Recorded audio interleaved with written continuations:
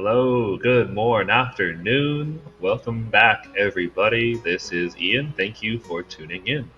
Today, I will provide a brief overview of flipped learning, some of the underlying theory, and to finish, I'll give you a brief example of the first flipped learning technique that I used with high school students. First, a little bit of academic ease here. Flipping the classroom is a pedagogical method to blended learning, in which the typical activities of classroom lectures, followed by homework in traditional teaching procedures, are in reversed order, and often supplemented or integrated with instructional videos. So that's a lot of words, but what Hung is essentially saying is that in a flipped classroom, students will try to watch or in some ways absorb the new content of a class at home, and they will work more on project or different exercises or activities inside of class. So it's the opposite of what a typical classroom is conducted, in which an instructor lectures the new material during class and then students work on exercises outside of class as homework. Flipped learning is essentially the opposite. Students absorb new material outside of class, and then they come in with questions or ready to apply the new materials inside of class. So, in another way of saying this, outside of class, the goal is for students to prepare to participate in class activities. And outside of class, the goal is students to check their understanding and extend their learning. However, inside of class, a flipped class, students are supposed to practice applying key concepts with feedback. This is where an instructor can really come in handy, not to just fill the students' heads up like water in a bucket, but to serve as a facilitator to help students on their own learning journey. So, what specifically can students do outside of class in a flipped classroom? Well, they have a lot of choices as an instructor. I've mostly focused on video lectures. I've given you many video lectures during the course of session 1 and parts of session 2. But you can do other things like different online resources. Some examples include TED Ed, YouTube Music, YouTube, Khan Academy. So, for example, one professor talked about how she once assigned her students to watch a movie trailer as homework.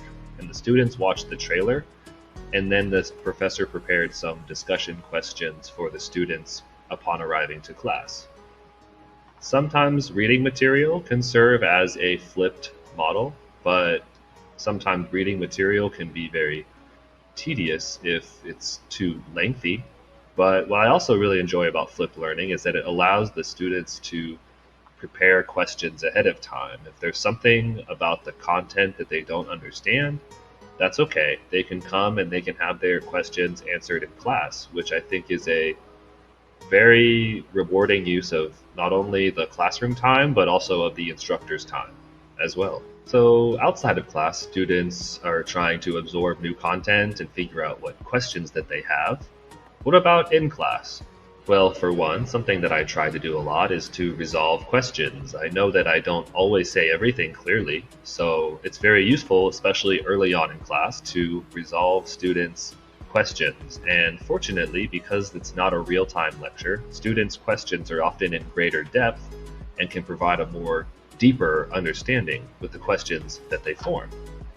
On top of that, we can do things like discussions or maybe some kind of group activity or project work. Essentially, in class time is where students can apply the concepts that they try to absorb outside of class, bring it into class, and find a way for them to apply that knowledge to really demonstrate their learning.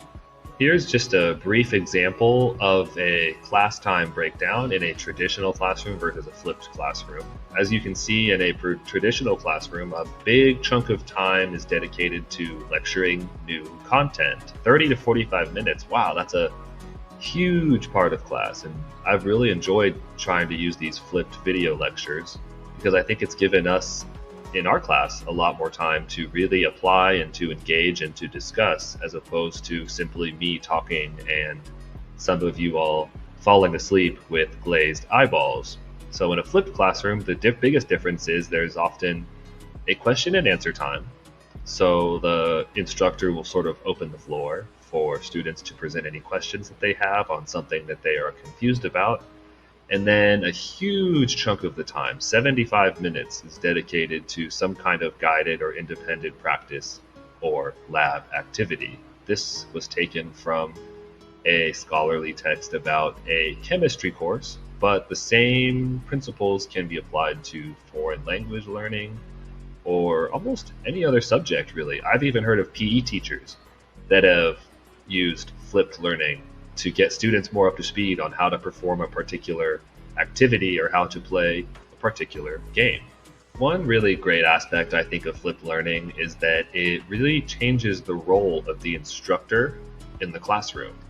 So, in a more traditional classroom, the teacher often takes on the role of a lecturer or an instructor. They are responsible for delivering that content during class time and for students to take notes. Like I said before, like an instructor is pouring water into the buckets that is students' minds.